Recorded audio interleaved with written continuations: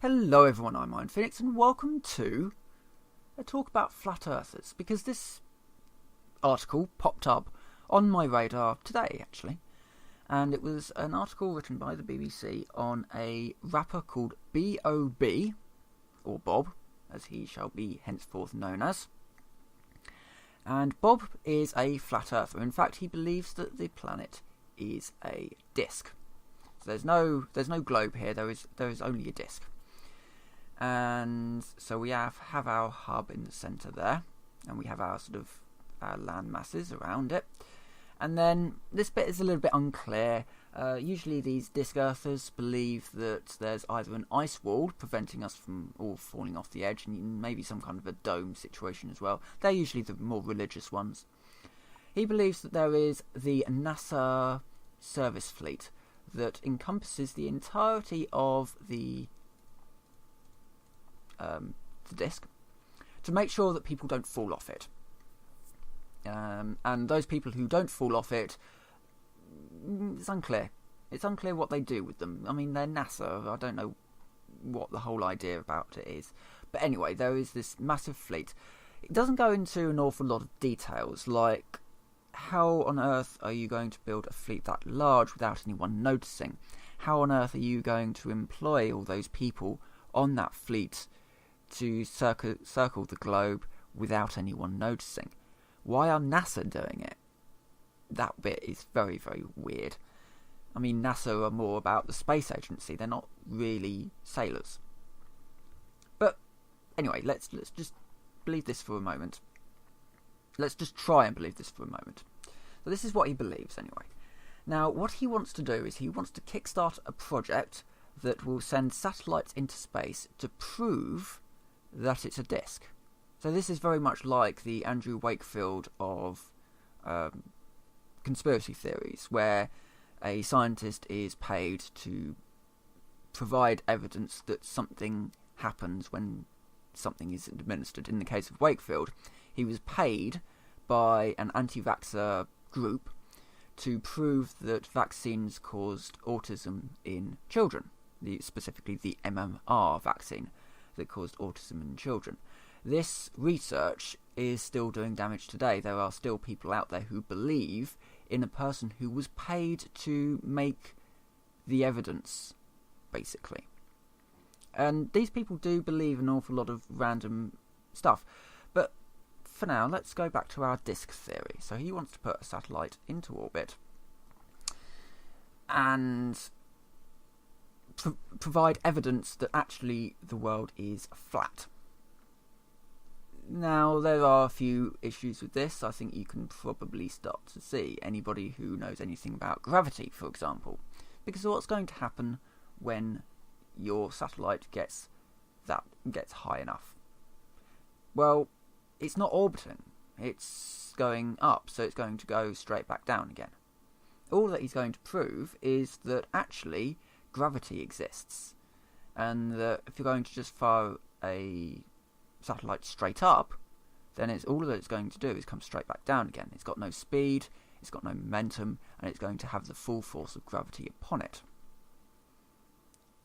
And if he's not really getting the satellites high enough anyway, it's going to mean that the image that he takes may well prove to him that the disk is flat, the disk exists, because he's not sending it up high enough.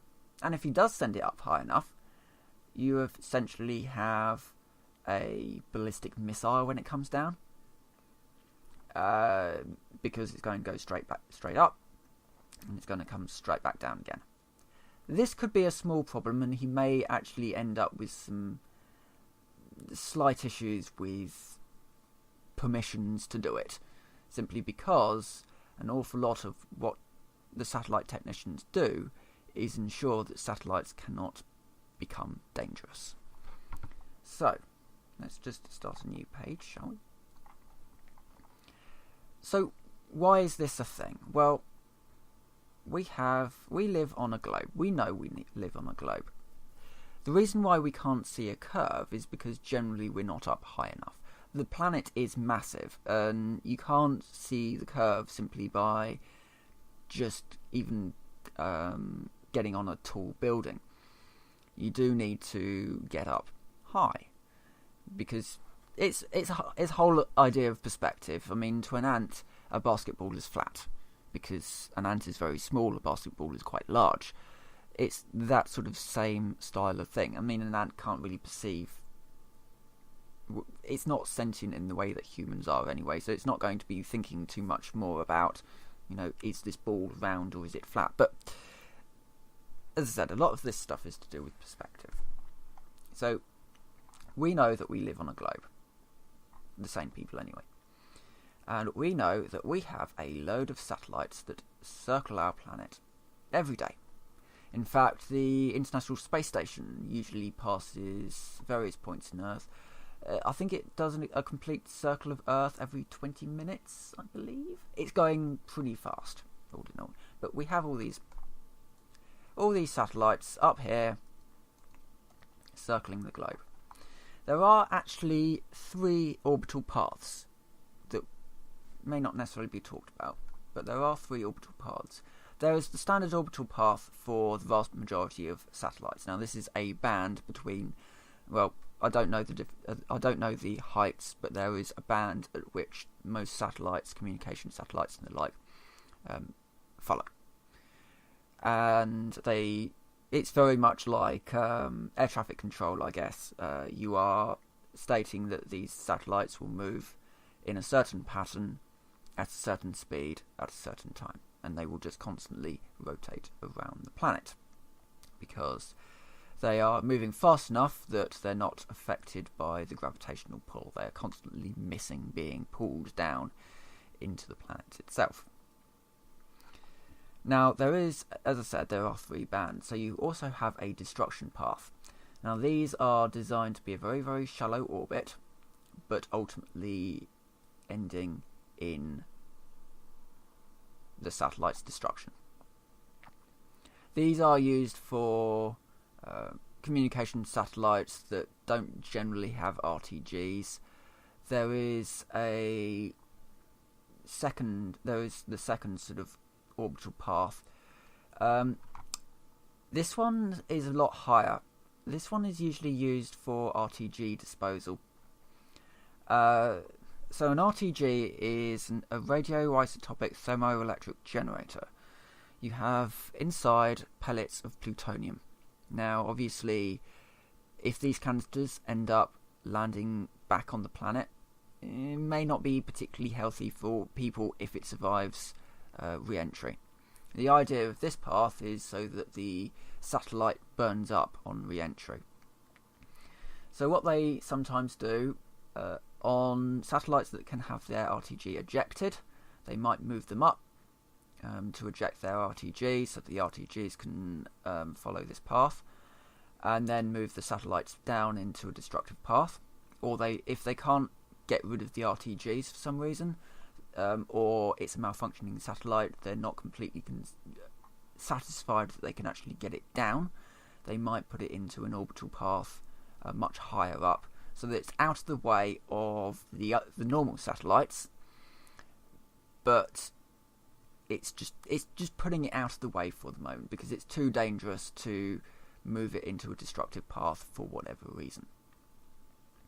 Now, this is a very, very basic idea of how satellites work, and if you do need to know more information, the internet is a wonderful place to learn all this stuff. The other thing that we can also briefly cover is this idea of radio signals. Now, of course, the reason why we have satellites is so that we can bounce radio signals off them. And before they had this ability to bounce things off, things like the ionosphere or off satellites, they bounced them off.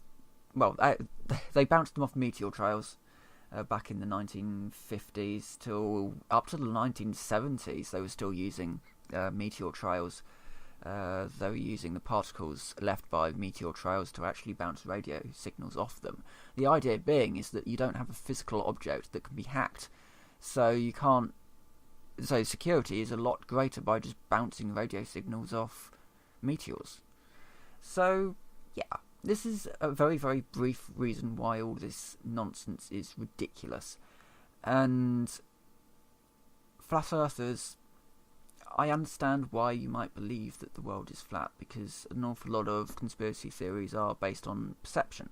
If you don't understand something, then you kind of have to fill in the gaps, and usually those gaps are going to end in some kind of government conspiracy to hide the facts from ordinary people, and the vast majority of them are completely and utterly wrong.